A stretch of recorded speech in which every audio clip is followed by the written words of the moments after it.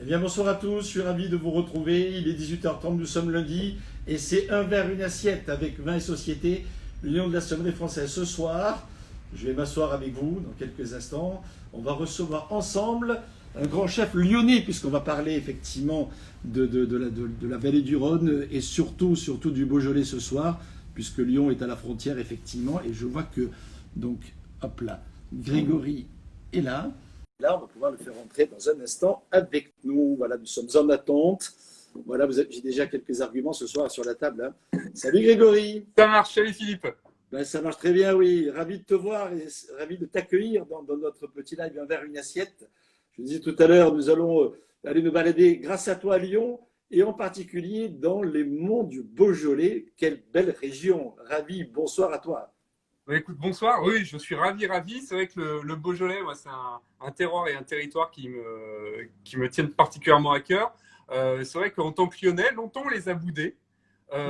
Parfois à juste titre, parfois injustement. Et je trouve qu'il y a des choses extraordinaires maintenant et je suis bien content qu'on mette en avant ce magnifique terroir. Quand on évoque ton nom, d'ailleurs, on ne pense pas spontanément au Beaujolais, si je peux me permettre, monsieur Fillon. Ouais, Hein, ça c'est vrai. il y a C'est des le cousin. activités dans le nord de la vallée du Rhône, non? Exactement. Yves est un cousin de papa qui fait des choses merveilleuses en Condrieu, Côte-Rôtie, Saint-Joseph. Et puis, il a même envahi la rive gauche du Rhône, la rive Sinistra. Du côté Et, de Sessuel. exactement. Et moi, j'ai été biberonné à ça. Je suis un grand fan de Syrah. Mais je redécouvre le gamin avec grand plaisir. Et mon frère, qui est sommelier, adore ça. Il m'en a fait découvrir des très, très chouettes. Je pense qu'il y a un vrai travail et surtout une vraie passion pour ce vignoble du Beaujolais, qui est un vignoble historique, qui est un vignoble avec une grande diversité, qui est un très beau vignoble et qui surtout rassemble un certain nombre de grands producteurs de vin. J'en ai quelques-uns là sur la table, tu vois, si tu reconnais les bouteilles, hein. Ça va, je connais un petit peu, ouais. Et une multitude d'autres. Il a fallu faire, voilà, pas un choix parce que c'est cornélien. Mais en tout cas, effectivement, il a fallu opter pour quelques vins pour les présenter ce soir entre nous et parler de toi, parler de ta recette. Alors, tu es tout jeune, tu es né, allez, on va dire comme ça au hasard, en 80. Mais Ouais, 80, au hasard, ouais. C'est ça. formidable pour quelqu'un qui s'intéresse au vin. 80, c'est mieux que 2 finalement, c'est 2 fois plus, hein. Oui, oui, Voilà. on va Faut dire dire ça. ça, faut dire ça. En revanche, en termes d'années, c'était pas une super année. Quand on fait Oui. goûter des millésimes de mon année de naissance, c'est pas terrible. Donc je dis que je suis de 80 ou de 79. Ah oui, c'est ça. La même problématique avec quelques années d'écart, puisque je suis de 60, tu vois, et 60, c'est pas franchement également un très beau millésime. Mais quand on évoque 59 ou 61, ça donne le sourire tout d'un coup. Ouais, Et voilà. c'est sûr. Bon, en tout cas, tu es né à Lyon, tu as grandi dans la région lyonnaise, entre Rhône et Saône, finalement, puisque ce Tout à sont les fait. deux grands fleuves de la région lyonnaise. On disait qu'à l'époque, il y avait un troisième qui était le Beaujolais. Il s'était un peu tari peut-être ces dernières années, mais il revient en force, et on va en parler Ah ce ouais. soir. Tu n'étais pas prédestiné nécessairement à faire de la cuisine au départ. Tu as fait Alors, des études scientifiques, mais tu as toujours été intéressé par cet univers? ouais, alors moi j'ai fait un bac S, mais après j'ai fait du droit et du marketing. Mais la cuisine, ça a toujours été une passion, c'est la transmission, c'est mon grand-père qui m'a beaucoup emmené vers la curiosité de goûter, de travailler les produits. Lui, il n'était pas cuisinier non plus, mais il faisait de la cuisine ménagère. Et surtout, j'ai toujours été très gourmand et je pense que c'est par le truchement de la gourmandise que je suis arrivé jusqu'à la cuisine. Ah, mais c'est une clé fantastique. La gourmandise et la passion, c'est les deux moteurs pour réussir, à mon avis, dans notre univers. Et côté vin, donc, tu portes déjà un nom voilà, qui te permet d'avoir des épaules larges, comme on dit, et en tout cas d'être sollicité par rapport à ça. C'est quoi ta première émotion en matière de vin? Le Alors, souvenir? il y en a plusieurs. La première, je me souviens avoir goûté des Haut-Médoc, mais petit, à 14 ans, chez le père d'un ami. Voilà, je me souviens juste que c'était bon, mais ma plus grosse émotion, c'était il y a 3 ans maintenant. J'étais avec des très bons amis bourguignons, j'adore la Bourgogne, et un d'eux avait amené une bouteille de Gros Parentou de chez Henri Jaillet en 99. Et c'est Ah le oui, seul vin dont je me souviens intégralement. Il est extraordinaire, quoi. C'était un truc il de faut fou. dire, c'est juste au nord du Beaujolais, tu vois, Exactement. mais c'est bien passé. Non, il faut dire que c'est un vin de légende. Croparentou, c'était la cuvée, j'allais dire, d'Henri Jaillet. Voilà, grand fan de football. Alors, il ne soutenait pas nécessairement l'Olympique lyonnais. Et c'était pour les JOCR, lui, non? Non, non, il était d'une Olympique plus au sud, Ah, dans sa passion. Il faisait des vins juste extraordinaires. Ouais. Et 99, c'est un grand millésime bourguignon. Le Beaujolais fait partie de la Bourgogne, même s'il y a une identité à part. C'est vrai que ce terroir, essentiellement granitique, même s'il n'y a pas que du granit, dans le sud, en fait une singularité. Le cépage gamay, hein, le fameux gamay noir à jus blanc, le gamay fin, hein, est le grand cépage de cette région, alors que le reste de la Bourgogne, on le sait, c'est plutôt du pinot. Ouais. Mais il y a une spécificité, mais ça fait partie voilà, de cette ère bourguignonne qui commence à Auxerre et qui finit effectivement du côté de Villefranche-sur-Saône. C'est Même dire si on a si des terroirs très très divers. diversifié, exactement. Alors, il y a des identités fortes, hein, entre ces différentes régions. La côte de Nuit, la côte de Beaune, enfin, certains de la côte d'Or, qui porte bien son nom, surtout en ce moment, si vous allez vous balader dans la région, hein, et dans le Beaujolais y compris, la couleur est juste incroyable. C'est vraiment la belle saison pour faire des photos et en prendre plein les yeux avant d'en prendre plein le palais. Oui, ça va bientôt arriver, là. On va bientôt pouvoir goûter les Alors, nouveaux millésimes. Alors, ils vont rester en fût, mais on va pouvoir goûter un peu absolument. Donc, le raisin. on te connaît, tu es une star aujourd'hui parce que tu as la chance quelque part d'exprimer ta passion également sur les médias. Tu as gagné, tout le monde s'en souvient, un dîner presque parfait, c'était en 2009. Tout à fait, ouais. Ça Et fait puis 11 ans ensuite, maintenant. finalement, depuis, tu n'as pas trop quitté les médias, que ce soit la radio, la télé ou les magazines, etc. Voilà. Et ce que j'adore chez toi, c'est justement la gourmandise qui te sied bien et qui transparaît dans tes propos également. À chaque fois que tu passes dans une émission, on sent la vérité, on sent la sincérité, on sent l'envie. Et cette envie de transmettre dont tu parlais tout à l'heure, elle transparaît extrêmement bien dans tes interventions. Bah écoute, c'est sympa, ça me fait plaisir. C'est vrai que moi, j'ai coutume de dire, étant pas du sérail au départ, je suis un peu une ménagère plus, au sens noble du terme, hein, je trouve ça très bien. Et c'est vrai que, du coup, c'est en termes d'aspiration culinaire, moi, c'est plus la transmission et les plats. Alors, c'est comme toute chose, hein, on recherche toujours un peu d'originalité parfois, mais c'est vraiment le goût avant toute chose et retourner un peu dans la physiologie du goût tel qu'on a pu le découvrir la découvrir quand on était enfant, parce que pour moi, c'est ça qui crée des vraies émotions. Et ben, c'est ce qui me plaît bien. Donc, c'est pour ça que là, tu vois, je suis en train de faire chauffer de l'huile parce qu'il Oui, faut pas que je perde de temps. exactement, ça commence juste, on imagine, là, voilà. Donc là, on est dans ta cuisine perso, c'est ça, Lyon? Ouais, on est à la maison et là, je vais faire Accueillir. revenir du poulet, tu vois. Et donc, ce soir, c'est volaille, Alors, ce soir, tiens, poulet, volaille. je vais montrer un petit peu. On peut bouger ça. Est-ce qu'on arrive à voir? Voilà. Bon, là, Oui, je suis oui, en train de faire revenir juste un peu de volaille et je vais te montrer ce dont on a besoin pour la suite de la recette. Donc, attends, donc là, c'est une prise de poulet. Moi, j'aime bien. Alors là, j'en avais pas sous le coude, mais je rappelle que la volaille de Brest, parce que je suis à moitié bressan, c'est une volaille exceptionnelle, on peut le faire avec ça. On salue nos amis de la Bresse. Exactement. Alors pour ça, donc on va faire un poulet au vinaigre. Très Qui, bien. contrairement à son nom qui peut paraître un peu rédhibitoire, Oui, parce que le vinaigre de vin, ça va pas trop bon ménage, mais tu vas travailler le vinaigre pour le rendre aimable. Exactement. Il y a 3 cuillères à soupe de vinaigre seulement dans cette recette. Donc, Très bien. Donc, ce vinaigre, pour ça, moi j'ai pris un super vinaigre que je mets en avant. C'est un vinaigre de Banyuls. Très bien. Et il est Roussillon que l'on il est riche, il accueillera est bien. très intéressant. On a besoin de concentré de tomate. Je suis désolé, la lumière, c'est pas au top. On a besoin d'échalotes. Alors, j'ai émincé des échalotes. J'ai ciselé des échalotes. Hop. Parfait. Une cuillère à soupe de moutarde. Alors, ma petite touche personnelle, j'adore la moutarde bourguignonne. Là, c'est de la falot. J'ai pris de la moutarde à estragon parce que je trouve que ça fait bien ressortir la volaille. Vous avez une volaille estragon, ça marche très bien. C'est plutôt bien. Un petit peu de beurre. Hop, est-ce qu'on le voit, le beurre? Voilà. Très bien. Je retravaillerai l'éclairage hein, pour la prochaine fois, c'est trop vite. Eh oui. C'est un beurre doux ou c'est un beurre demi-sel que tu Là, as c'est un beurre doux. Alors, Ah bon. j'aime bien travailler au beurre doux parce que ça me permet de mieux régler mon assaisonnement par la suite. Très bien. Et j'ai pris un petit coup de main. Alors là, c'est un Bourgogne. Oui. C'est un Montagny premier cru qui est un peu éventé. Donc, il n'y a pas de... pas mal. Il y a pas de mal. Il y a du Beaujolais blanc aussi qui existe, qui est très intéressant parce qu'il y a le rouge qui est le plus connu, bien sûr, mais il y a aussi du Beaujolais blanc et du Beaujolais rosé.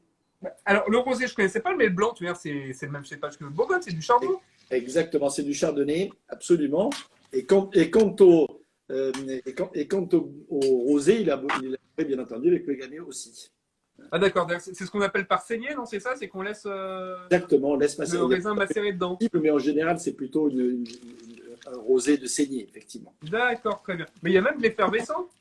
Non, c'est Et- Jean-Paul Brun qui faisait ça. Exactement. Alors, c'est pas dans l'appellation Beaujolais, mais effectivement, il y a des gens qui s'amusent à faire des effervescents, voire à faire des vendanges tardives également sur des données dans le Beaujolais pour faire des cuvées, effectivement, avec un peu de sucre résiduel. C'est rigolo ça. Alors, ce que je vais faire, c'est que tu vois là, j'ai juste saisi légèrement mes morceaux de volaille. Et ce que je vais faire, c'est que je vais les mettre au four. Alors là, je commence à 200 degrés pour terminer de bien les saisir. Et après, je baisserai à 160. Parfait. J'ai récupéré les sucres là, qui sont dans la casserole, enfin, c'est pas la casserole, dans la sauteuse. Un petit sautoir, ouais, un petit sauteuse. Alors, petit sautoir. Ce que je vais faire d'ailleurs, attends, pour qu'on puisse suivre, je vais décaler ça et je vais mettre ça ici. Voilà. Génial. Là, oui, on voit nettement mieux là. On voit mieux. C'est plus pratique. Donc, ce que je vais faire, c'est que je vais rajouter 15 grammes de beurre. Voilà. Mes 3 échalotes ciselées. Alors, on va les faire suer. Voilà. Bon, c'est un peu riche en matière grasse, mais c'est un peu ça aussi, la cuisine lyonnaise, c'est une cuisine roborative. Je vais rajouter une gousse d'ail juste écrasée. De toute manière, je vais la filtrer, la sauce. Donc l'un dans l'autre, ça ira bien. Très bien. C'est de l'ail rose, le meilleur.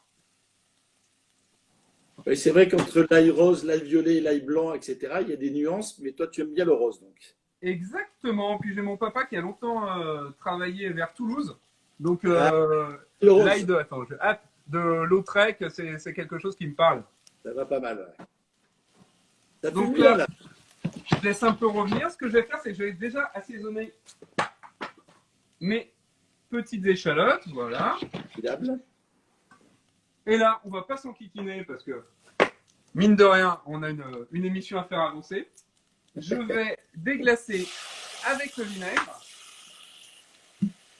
et avec l'équivalent, voilà, de 30 centilitres de vin blanc. Donc, entre 2 et 3 verres, selon qu'on sert les verres gros ou pas. Exactement. La taille du verre. Donc, 3 cuillères à soupe de vinaigre et 30 centilitres de vin blanc.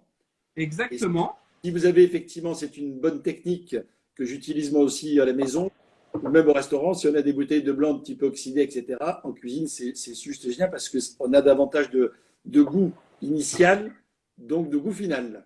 Exactement. Seule chose que je conseillerais, c'est de ne pas utiliser les bouteilles bouchonnées parce que ça se retrouve dans le goût de la sauce. Notamment dans l'amertume finale, c'est compliqué. Ouais, c'est pas toujours terrible. Mais tu vois, là, cette année, j'ai participé pour la deuxième année consécutive au championnat du monde de Formerette à Clos-Vougeot. Ah oui, Et, génial. et l'année dernière, j'avais vachement sondé sur les vins. J'avais pris un mélange Grenache-Syrah, mais qui n'avait pas pris de fût pour avoir quelque chose d'un peu fruité. Enfin, et en fait, finalement, cette année, je me suis dit, bon, sur les conseils d'un ami sommelier, il m'a dit, non, mais tu mets du bon vin et tu mets du pinot. Et c'est vrai que c'était joué la nuit. C'est très important la qualité du vin dans une sauce. Hein. Bon, faut pas mettre des grands crus non plus, mais Non, non, mais c'est clair que la qualité des produits, hein, de la matière en première, règle générale, ouais. influence considérablement le résultat final. Donc là, je vais laisser réduire de moitié. Ce que j'ai fait, c'est que j'ai fait des petits légumes qui se trouvent juste ici. Oui. Alors, pareil, je vais essayer de trouver le bon angle. Voilà. On a carottes, poireaux crayons, un petit peu de courge et Des du sommités de chou-fleur. Pardon? Des sommités de Tout chou-fleur. à fait, des sommités de chou-fleur. Et en fait, ça m'a fait un petit bouillon de volaille. Et pour pouvoir les remettre à température, ce que je vais faire, c'est que je vais prendre un petit morceau de beurre, du bouillon de volaille, une pointe de sucre et une pincée de sel. Ça, c'est un truc que j'ai appris chez Georges Blanc pour remettre les légumes en température. Et du coup, ça va les nacrer légèrement. Donc, je vais faire revenir ça tranquillou. Et puis, par ailleurs, ensuite, pour accompagner mon poulet, j'ai fait une petite crème de potimarron. Voilà, j'ai un peu triché, j'ai pris mon Thermomix. C'est très pratique parce que ça fait quelque chose de fin. Il y a un certain nombre de gens qui l'ont. Ouais, et c'est franchement, et dans toutes les grandes cuisines, il y a des Thermomix. Hein. Les gens à chaque fois sont ébahis en disant mais vous utilisez ça alors vous savez cuisiner? Bah, bien sûr. Et dedans, j'ai mis des épices. Donc, j'ai de la cannelle, de la cardamome verte, de la cardamome noire et du faux poivre de Madagascar. Ah, très bien. Si, juste un petit rappel pour les gens qui nous suivent, et merci beaucoup d'être aussi nombreux autour de l'écran. N'hésitez pas à poser des questions, on va réagir. Hein. Je vois Jacques Rouget, qu'on connaît bien à Lyon. Ah ouais, Il réagit comme je ça, le oui. connais bien, ouais. Paul Bocuse disait effectivement du bon vin fait une bonne sauce. Exactement. Et il avait raison. Et il y en a plein de chefs qui ont effectivement eu cette analyse. Je me souviens d'Émile Young, Ouais. parmi les grands cuisiniers qui ont marqué l'histoire, notamment du XXe siècle, qui disaient la même chose, et beaucoup effectivement disaient ça. Finalement, l'un des secrets du génie de la cuisine française, ce sont ces vins qu'on boit, mais qu'on utilise aussi dans certaines sauces et dans certaines préparations. Et les choix de produits, on est bien d'accord. On est bien d'accord. Là, tu vois, j'ai rajouté mes 2 cuillères à soupe de concentré de tomate. Hop, voilà. Et la moutarde. Salut Stéphane Guénaud qui nous envoie aussi plein de petits cœurs. L'Élysée. On le connaît bien celui-ci également. Oui, exactement. On salue quel grand professionnel aussi. Et puis, que ce soit Jacques ou Stéphane, je trouve qu'ils ont un vrai sens de la transmission. Et dans ces métiers, c'est très très important. Alors, il y a des gens qui nous demandent, là, il y a Minouflette, alors je ne sais pas qui c'est Minouflette Doudou, mais qui nous dit quand est-ce qu'on pourra avoir la recette écrite. Alors je peux la transmettre si tu veux, je la ferai passer. Alors c'est surtout la recette de la sauce, parce que sur la volaille, il n'y a pas grand-chose à. Là, elle est toujours à voir, mais oui, la recette de la sauce, il n'y a aucun problème. Moi, je partage bien volontiers mes recettes. Et donc, on fait bien la sauce à part du poulet, quelque part. On a récupéré juste les sucres. Exactement, je récupère juste les sucres. Parce que j'aime pas trop quand le poulet tambouille dans la sauce, on a moins de maîtrise de la cuisson de celui-ci. Génial. J'essaie de suivre un peu vos réactions les uns les autres, n'hésitez pas. Hein. Voilà, donc c'est Anne, l'assistance d'Olivier qui nous. Roussel. Très bien. Donc on salue Anne, mais on salue aussi Olivier, Valérie et toute la famille Roussel qui nous suit de façon très sympathique. Et on salue aussi tous les gens qui nous suivent de l'étranger parce que j'ai eu hier soir quelqu'un Alix de Tahiti, qui se lève le matin, je ne sais pas si elle est sur l'écran ce matin, et qui met le réveil le matin pour essayer de voir parce qu'il y a 11 heures d'écart. Ah oui. C'est assez tôt le matin. Oui, on a peut-être moins envie de manger du poulet au vinaigre, même si on est vachonneur. Oui, mais on peut projeter quand on aime. Alors, on me demande un peu quels sont les vins dont on va parler. Ah oui, alors. Cuisine. Alors, l'incontournable, parce que c'est vraiment une star parmi les stars, la famille Lapierre et notamment Marcel Lapierre, et puis aujourd'hui les gens qui lui ont succédé, dans ce magnifique domaine à Morgon. Donc, on va goûter dans un instant la cuvée 2019. Et puis, un vin qui te parle, mon cher Grégory Cuilleron, puisque la Croix Penée Régnier 2018, qui est signé Dominique Piron, mais pas que. Non. Parce que je crois que tu fais partie de ce tour de table de la douzaine de convives réunis autour de cette grande tablée beaujolaise. Exactement. À la gloire de ce cru Régnier et de cette Croix Penée en particulier. Figure-toi que c'est même parti d'un Claude Tard. Alors moi, malheureusement, je travaillais, je les ai rejoints à la fin du repas. Ils buvaient un Claude Tard. Et là, on s'est dit, bah tiens, pourquoi on n'achèterait pas un petit peu de vigne? Et Dominique nous a dit, bon, bah écoute, on a 2 hectares, il y a quelqu'un qui sépare 2 hectares à Régnier, et voilà comment c'est parti.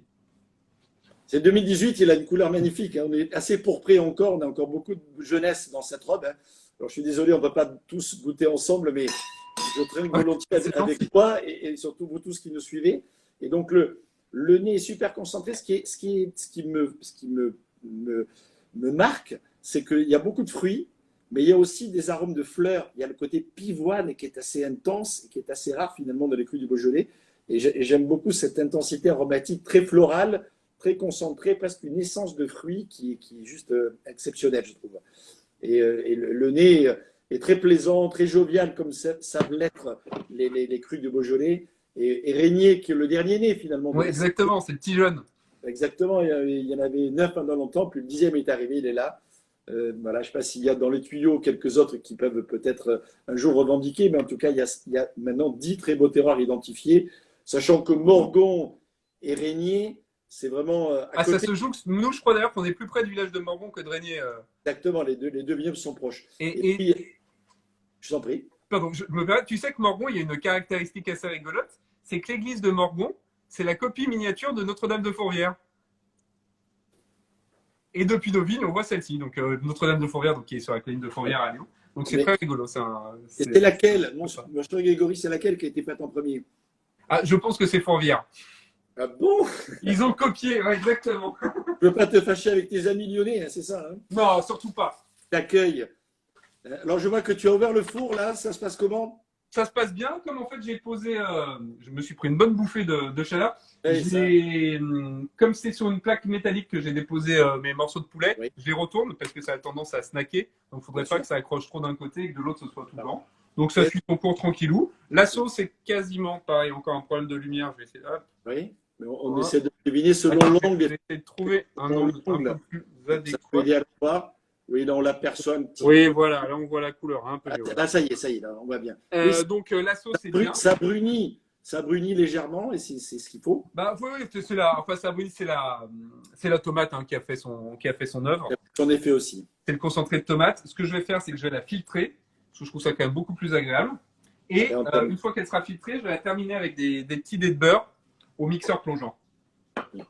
pendant Tout ce temps, simplement. je vais goûter un peu le vin après l'avoir senti. Je vais le prendre en bouche un peu, c'est une récompense après, hein. Alors là, du coup, t'es encore sur la croix Penay? Oui, j'ai un peu la bouche pleine, je suis toujours sur la croix peinée. Et c'est un penay qui donne du plaisir, hein, parce qu'il y a beaucoup de gourmandise. C'est un peu comme ça, d'ailleurs, les vins du Beaujolais. Il y a beaucoup de spontanéité, et en bouche, on a ça. C'est-à-dire que ce fruité, cette rondeur aussi particulière. Et quelque part, ensuite, en bouche, des tanins qui sont plutôt frais et assez désaltérants, tout en ayant quand même une certaine longueur. C'est bien équilibré. C'est ce qu'on cherche finalement dans le vin, hein. C'est gourmandise, fruité, floral en l'occurrence ici, et équilibre de bouche. Et effectivement, ça va plutôt pas mal du tout. Et pendant que ça fonctionne, ça va à la maison? On est un peu perdu peut-être. Je ne sais pas si tu vas revenir. Oui. Là, on te voit. Est-ce que si tu parles, ça fonctionne? Non, peut-être pas. Alors, on a perdu pour quelques instants Grégory, mais il va revenir dans le jeu dans quelques instants. Le temps pour moi d'ouvrir le morgon. Et en plus, le morgon que j'ouvre, vous voyez les amis, il est bouché avec une capsule à la cire. D'accord? Et donc, il ne faut surtout pas essayer de découper quoi que ce soit. Je vais faire revenir Grégory avec nous. Il ne faut surtout pas, hop là, découper quoi que ce soit, mais passer directement la vrille à travers le bouchon. Ah, c'est bon. J'ai tâché de relancer, j'entendais plus rien. Voilà, tu as bien fait de relancer. J'étais en train d'expliquer que pour l'ouverture de la bouteille de la pierre, le morgon, il y avait une cire, et donc il fallait passer directement et pas enlever la cire ni quoi que ce soit, passer directement la vrille à travers la cire et le bouchon, et ensuite remonter comme ça, et on le voit bien ici, j'espère à l'image, mais c'est le bouchon qui fait en porte-pièce finalement, et qui fait voyez ici, et là, on est nickel pour l'ouverture de la bouteille qui effectivement est très propre ensuite. Ça, c'est bien parce que moi, j'ai toujours tendance à en mettre de partout. Et c'est pas utile. Et quand c'est une cire souple comme ça ne met pas partout. C'est une cire dure. Il suffit de mettre un petit linge ou une petite feuille pour récupérer les morceaux qui tombent. Ouais.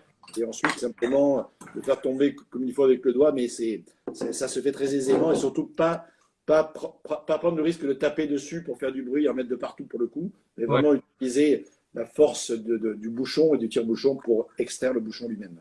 Voilà. Je te laisse nous expliquer où tu en es de ta recette et je vais profiter pour goûter ce morgon aussi. Ah, donc je suis en train de filtrer ma sauce pour pouvoir ensuite émulsionner. Alors ça sent très bon. C'est assez doux. Moi, j'aime beaucoup la moutarde parce que ça permet de lier un peu la sauce. Et en même temps, du moment où on la fait bouillir, on n'a pas du tout le côté trop fort et trop puissant de la moutarde. On en a juste tout le bouquet aromatique. Voilà, là on est bien. Hop, je vais pouvoir débarrasser. Ce que je vais faire, c'est que je vais rajouter mes petits dés de beurre. Je vais prendre mon mixeur plongeant. Voilà. Pendant ce temps, j'ai mes petits légumes qui sont en train de terminer de chauffer. Est-ce que vous me voyez? Vous me voyez. Parfait. Donc tu plonges ton mixeur. Voilà, on fait bien attention pour ne pas en mettre de partout. Et on va émulsionner. D'accord. Donc là, tu as pris un mixeur avec une petite lame, c'est ça? C'est une lame, c'est la fameuse lame un peu crochetée, tu vois. Voilà, légèrement ajourée pour pouvoir faire entrer de l'air à l'intérieur. Exactement. Alors l'idée, c'est aussi de jouer dessus pour l'incliner légèrement, sans pour autant repeindre sa cuisine, ce serait dommage. Mais c'est pour ça on y va tranquillement. Et voilà, on arrive comme ça à émulsionner parce que, alors je termine. Le fait de rajouter du beurre frais comme ça va permettre d'obtenir une jolie mousse. Et en termes de présentation, ce sera beaucoup plus joli. Voilà, on voit à peu près, on devine. Vraiment que je règle ces problèmes d'éclairage, c'est très pénible. Non, mais on aperçoit bien. Alors, il y a On aperçoit. Parfait. C'est finalement du temps, effectivement, de faire une recette, mais effectivement, dès qu'on cuisine et qu'on veut en plus expliquer, automatiquement, il faut un peu de temps. Le plaisir est aussi dans la préparation. Exactement. Puis c'est ça que j'aime bien en cuisine, c'est un peu comme le vin, c'est que le temps, mine de rien, on ne peut pas le presser.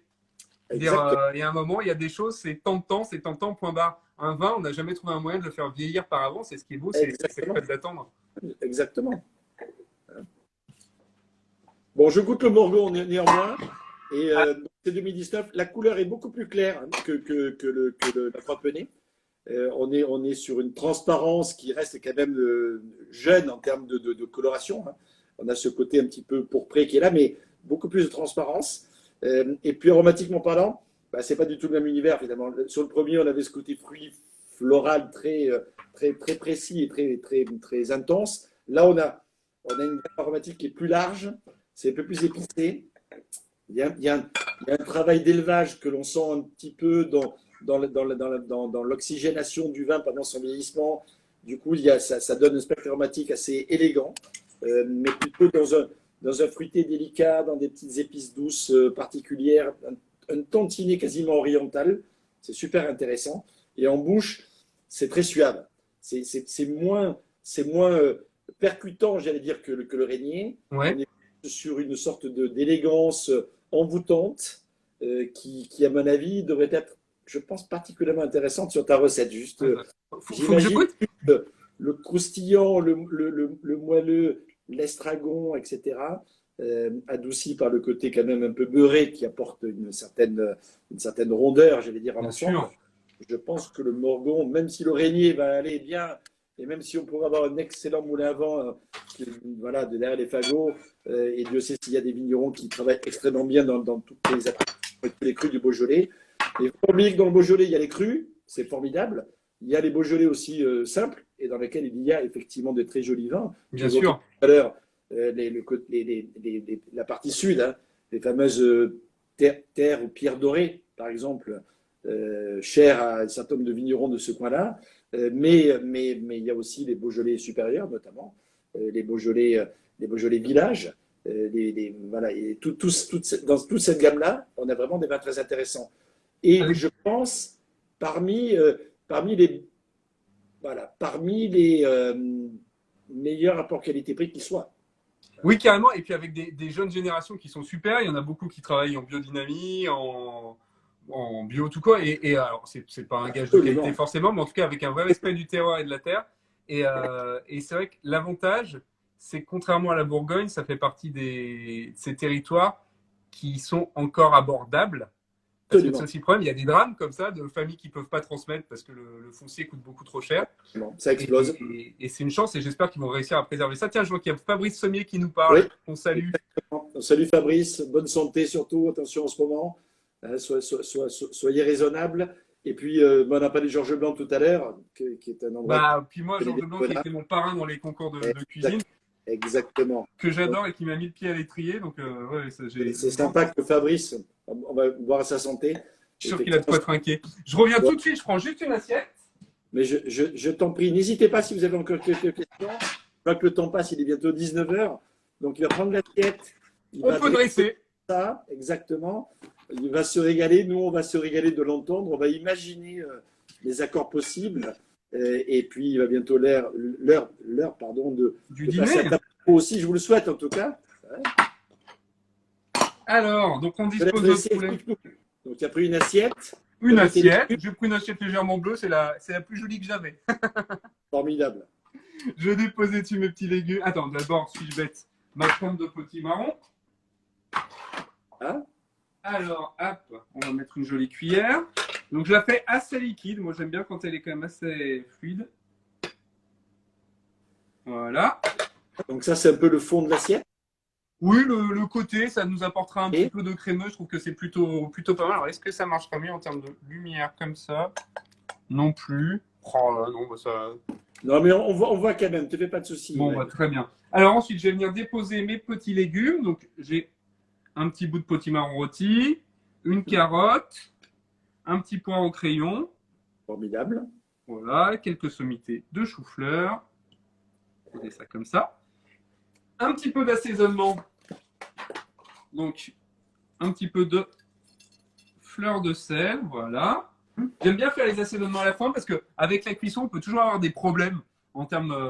En termes de concentration, notamment de goût. Et exactement, c'est-à-dire si on sale au début, ça concentre, on se retrouve avec un véritable problème, ça va pas du tout. Là, c'est un joli poivre que j'ai ramené d'un tournage à l'île de la Réunion. Donc, Bien. j'ai même cueilli à même le poivrier. Donc, j'adore les poivres, j'en ai plein de différents. C'est génial. Et toujours le poivre aussi après cuisson. Hein. Alors, après cuisson, parce que le poivre, ça devient piquant si on le cuit, si on le chauffe. Donc, toujours après cuisson. Et puis, moi, le poivre, que du poivre en grain, bien évidemment. Ça sert à rien d'acheter des poivres tout moulus directement. Tout moulu, tout ça, ça ne marche pas. Ah oui, puis en général, ils mettent un peu. Il est coupé à la poussière, quoi. C'est pas. Oui. Il y a c'est le pas poivre, génial. il y a le poivrier aussi à l'intérieur. Exactement. Et là, donc, un petit coup. Alors, je baisse à nouveau. Parfait. On va pouvoir mettre la sauce sur la volaille. On a un gourmand qui nous suit attentivement là, c'est Eric Rosenberg, 1964. C'est une belle année, c'est son année de naissance à lui.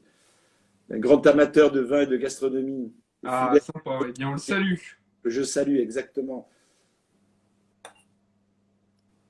Et Donc, voilà le travail. voilà le travail. Mhm. À quelle heure tu ouvres là? Ah, voilà. Oui, il va falloir que je fasse. Mon pauvre, surtout si tel était le cas, il ne faudrait pas que je le dise. Non, mais il ne faut pas le faire. On est bien d'accord. En ce moment, c'est. Non, mais la maison pour les gens qui sont autour de Ah toi. ouais, exactement. Alors, je vais te dire que lors du premier confinement, j'ai beaucoup cuisiné. Tous les soirs, je faisais un live. Là, il faudrait que je m'y Ouais. remette un peu. Et mes voisins étaient très contents parce que tu cuisines pas pour une personne quand tu fais une démonstration de cuisine. Donc, Exactement. j'avais toujours des fournées de biscuits, de choses de steak à ouais, exactement.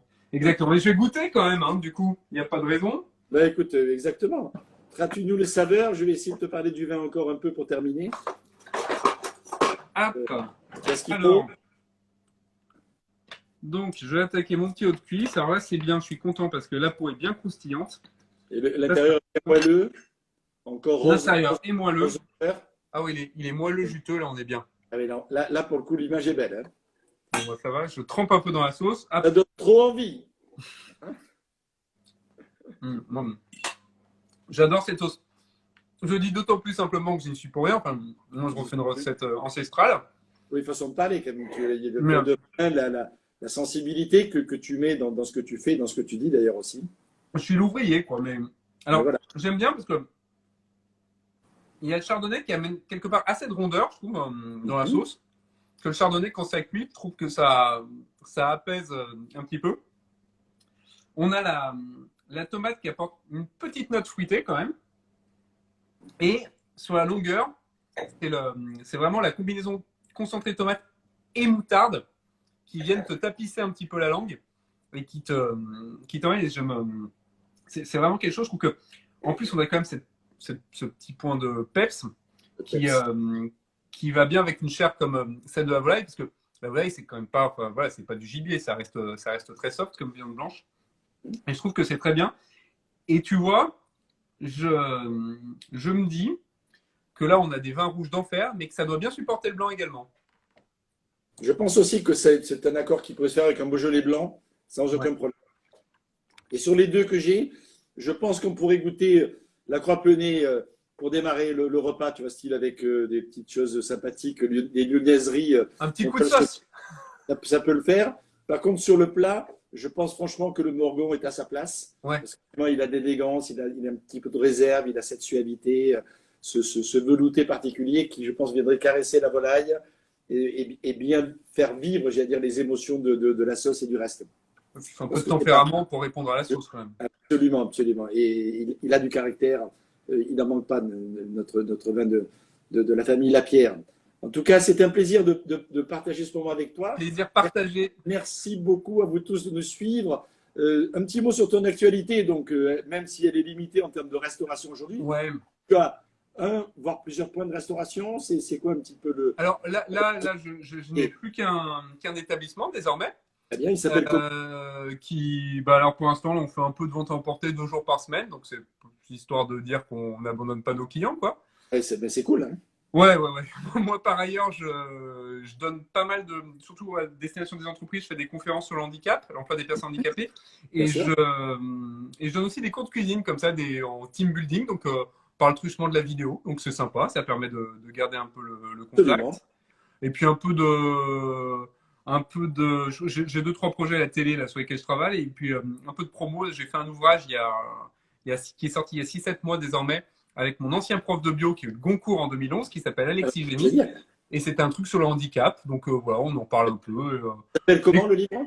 Ça s'appelle La vie à pleine main, au singulier. Très bien. Et puis l'idée, Et voilà, c'est de se dire pour qu'on se remercier ton l'éditeur, c'est qui? Albin Michel. Albin Michel, parfait. Voilà. On partage pas le même éditeur, mais on partage la même passion. Moi, j'ai mon livre qui vient de sortir aussi. Ah, magnifique. D'accord, Vins aimés, c'est aux éditions EPA. EPA, c'est une des éditions du groupe Hachette Livre. Et voilà, et donc là aussi, donc, plein de choses sympathiques à partager avec des recettes justement pour se faire plaisir. Pas que d'histoires de vin, mais vraiment des histoires de cuisine et de vin. La rencontre effectivement de ces deux univers. J'avais déjà fait 2 livres sur le sujet il y a 15 ou 20 ans. Là, j'ai synthétisé un petit peu de nouvelles informations, plus des anciennes historiques que j'aime bien, pour pouvoir partager effectivement dans un très joli livre qui est sorti ces jours-ci. Et ce Voilà. sont ça se trouve par correspondance aussi?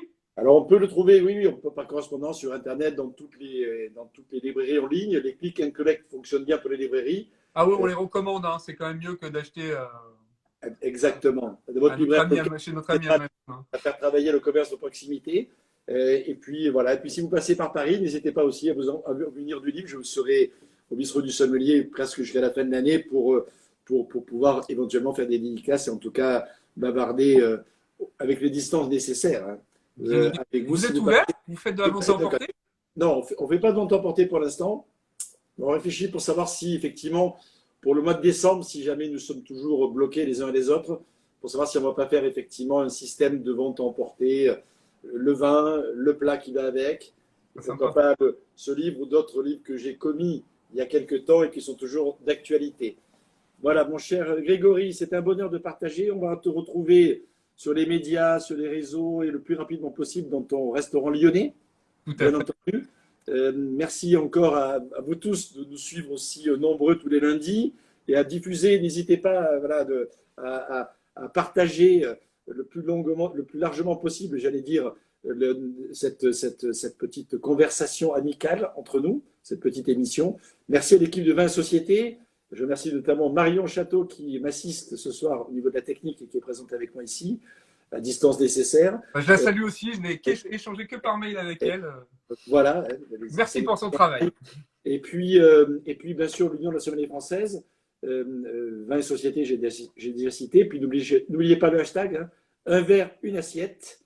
Voilà, et toujours le plaisir à partager, sans aucune modération. Par contre, soyez prudents, on sait que la période est compliquée. Donc faites attention à vous, protégez-vous, en protégeant, et ça protège aussi vous, les gens que vous aimez et les autres. C'est important aussi, hein. Greg, merci beaucoup. Merci Philippe, à très vite. À bientôt, c'était un bonheur. Bon confinement. On essaye de se voir, non pas en visio, mais en live.